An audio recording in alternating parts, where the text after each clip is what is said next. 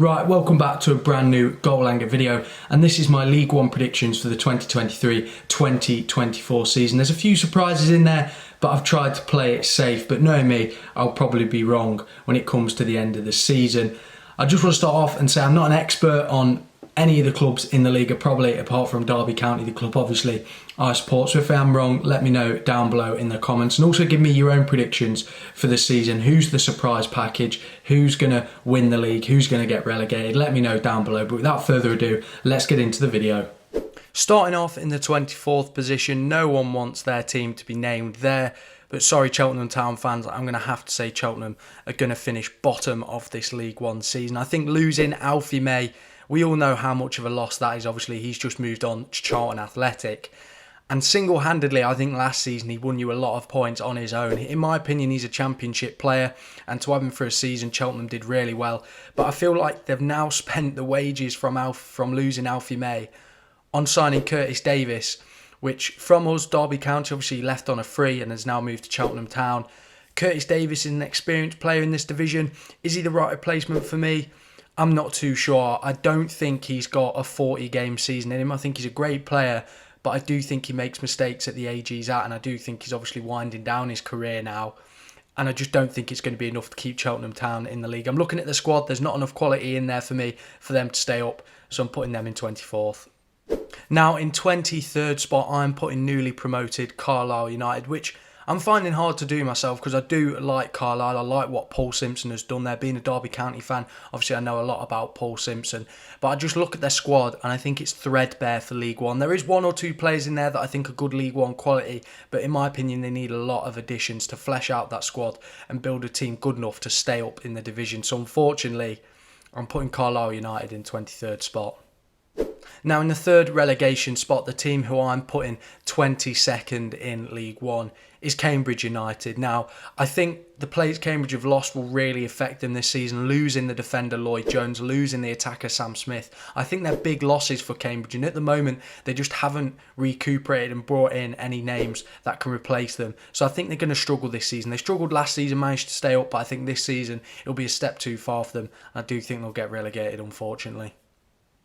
Now in the final relegation spot in 21st position, I'm going to have to put newly promoted Stevenage. When looking at Stevenage's squad, I think it's quite small and it doesn't have the League One quality that is required to stay up in the division. However, I think anyone in that bottom 4 to 6 could be relegated really when looking at. I think it's really tough this year to predict who's going to go down from League One because a lot of teams are sort of the same quality and everybody in that bottom 4 I think is sort of at the same level. So it's going to be interesting to see where everyone finishes. And I'll hold my hands up and say if I'm wrong because I think there could be a few surprise packages down there and I could be wrong about 1 or 2 teams.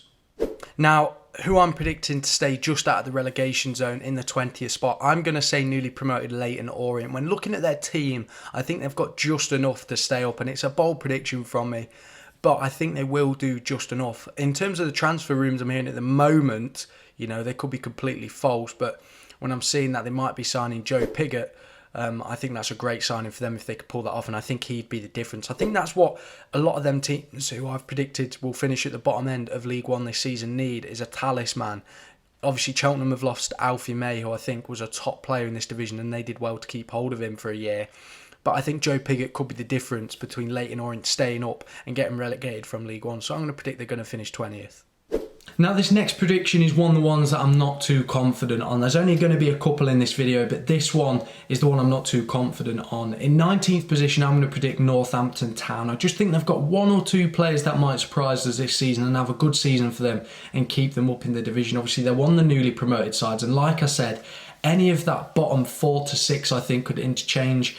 But I do think Northampton Town will stay up. I think it's a bold prediction from me. Let me know if you agree. But I just think they've got that 1 or 2 players of good quality that will keep them up in the division. I think they'll make additions to that. But that's my prediction for Northampton Town. Now this is one of the predictions that I think could go either way. I think I could be completely wrong or completely right. And in 18th position, I'm going to put Bristol Rovers. Now I think they were up and down last season. Joey Barton is their manager and they were led by the talisman that is Aaron Collins. 16 goals and 11 assists last season is absolutely fantastic. And I know that Joey Barton said in an interview, he said he compared the price tag that Aaron Collins would be to Scott Twine when he left MK Dons for Burnley. I just don't think Aaron Collins is worth that sort of money. I think he's a good player in this division. I think he probably can make the step up to the Championship. He's currently in his prime, in his mid-20s, but I just don't think he's worth that amount of money. And my prediction is based off the fact that I do think Bristol Rovers will lose Aaron Collins to a team either in this division or higher up.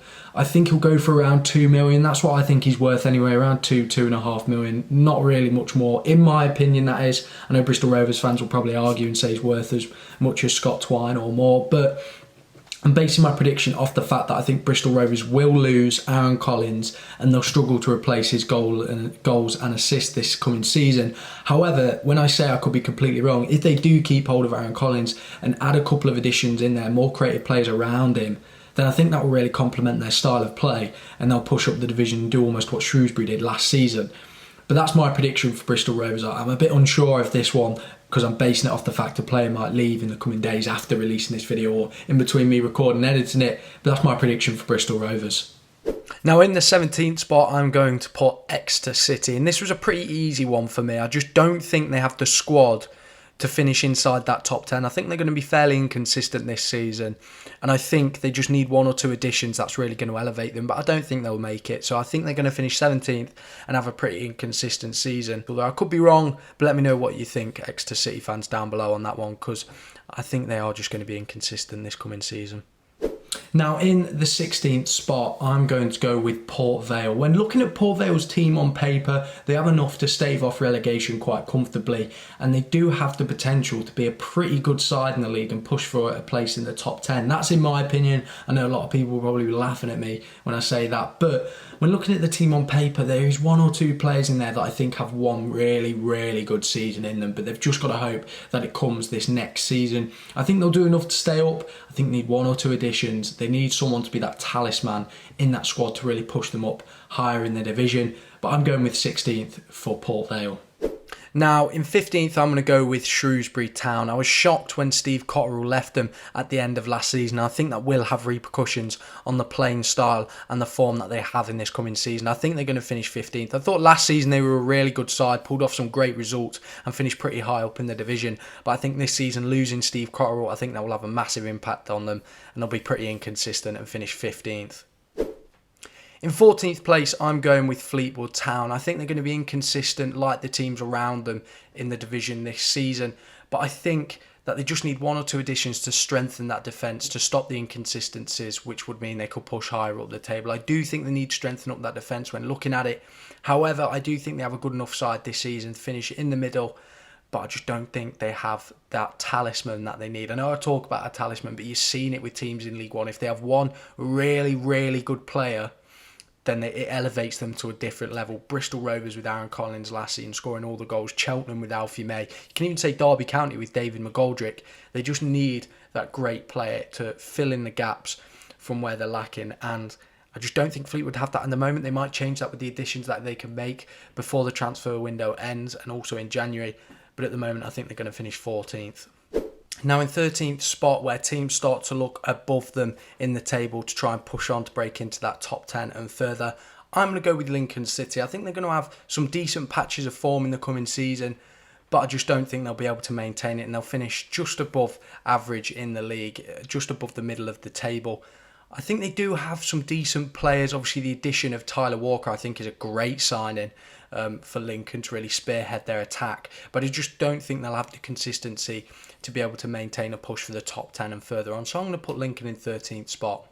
Now in 12th place, I'm predicting a team who is going to have a much better season than what they did last season, staying up by only a point. I'm going to predict Oxford to finish 12th. When you look at Oxford's team on paper, you do wonder, how did they finish so close to the relegation zone? But obviously they did have a really poor season last season.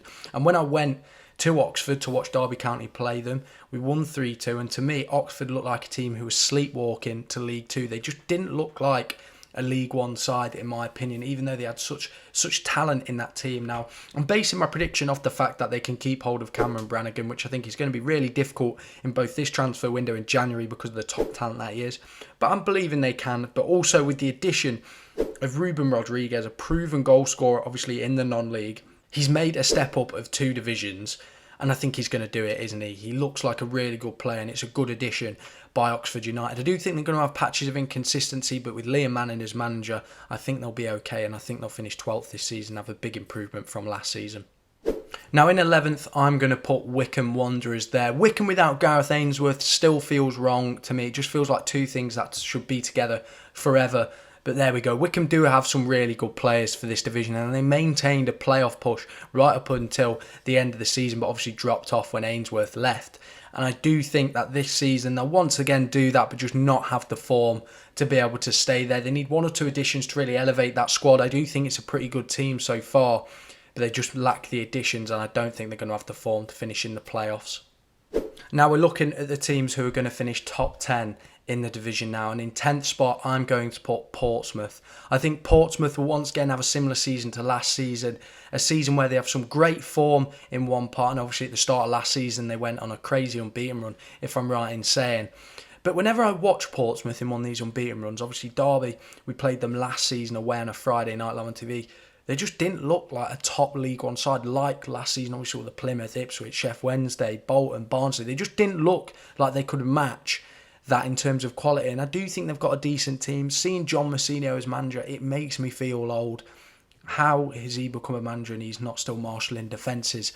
But I do think Portsmouth are going to finish 10th. I think inconsistency is going to be their biggest problem. It's something that they seem to face every season. I'm not quite sure why that is, but I think they're going to finish 10th.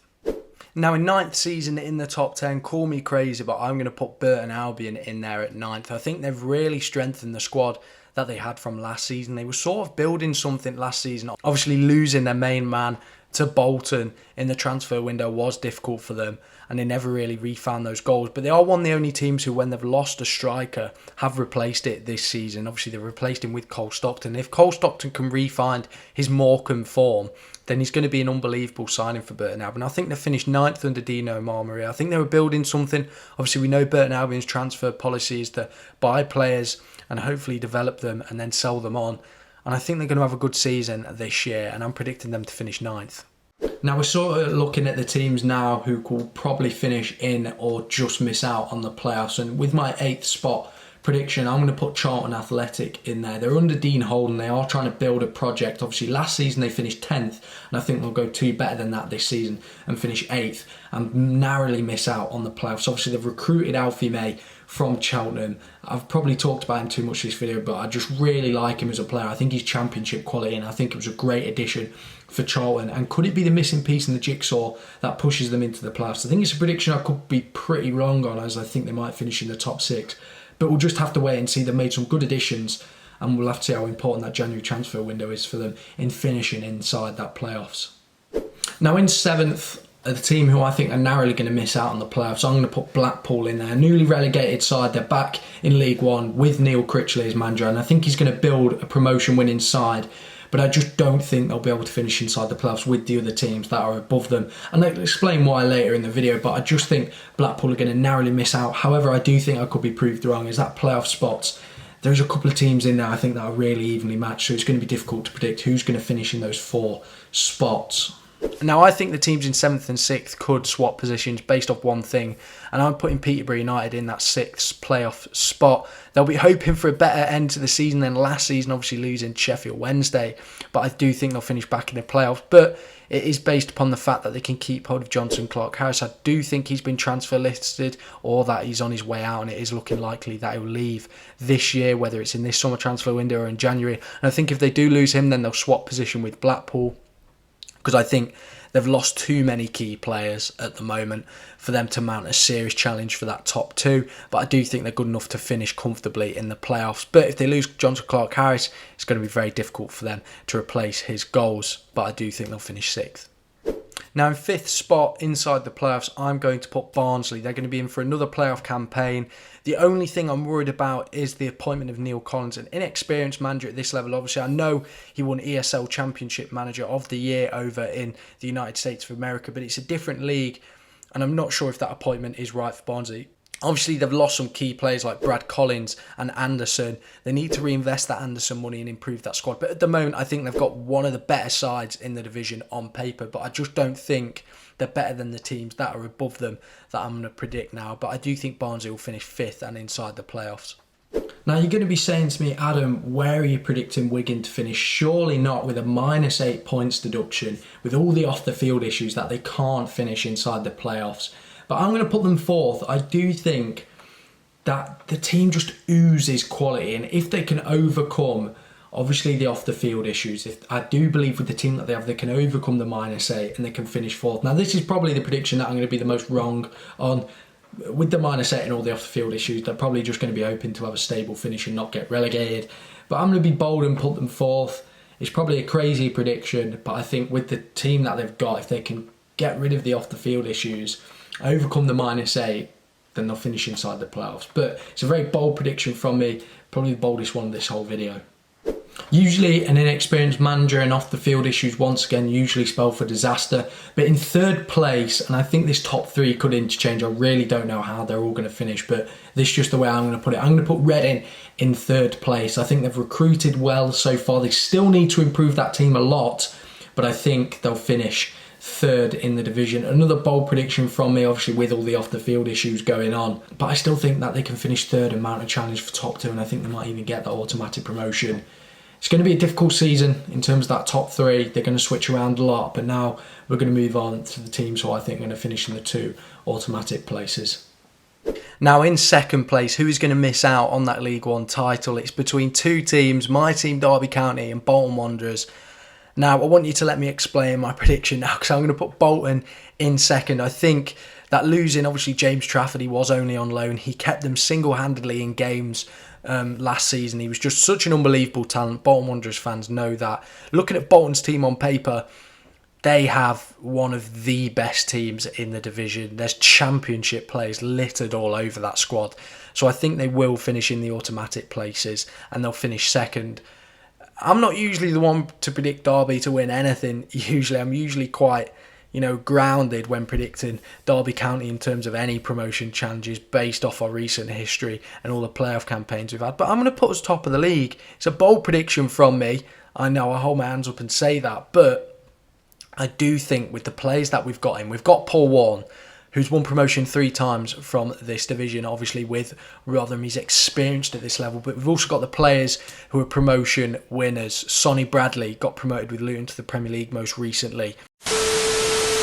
I don't know what happened there. My SD card got full, so I'm going to have to quickly record this. But I was talking about how Derby County have Paul Warne, experienced manager at getting promotion from this division. And we've also got the experienced players in there who've been promoted. And we've also got a couple of leaders in there, in Sonny Bradley, in Craig Forsyth, who's been with us for 10 years now, experienced championship player. We've also got Conor Horahan, who's a top name in this division. And I think we've got the youth there as well, in players like Max Bird and Erin Cash. And we've also just signed Kane Wilson from Bristol City, who's had a great season with Forest Green Rovers, getting League 2 Player of the Year when he was there, obviously, and his last season was littered with injuries. But I just think we have one of the best teams in the division on paper, along with Bolton, along with Barnsley, along with a couple of other sides in there, and hopefully we'll have the form this season to do it. Hopefully we've filled in the missing gaps from last season. I still think we're going to make a couple of additions, but at the moment we're looking pretty good and pretty solid, so hopefully we can get promotion. All I want is promotion. I don't care if we miss out on winning the league title or anything like that. I just want to get promotion. But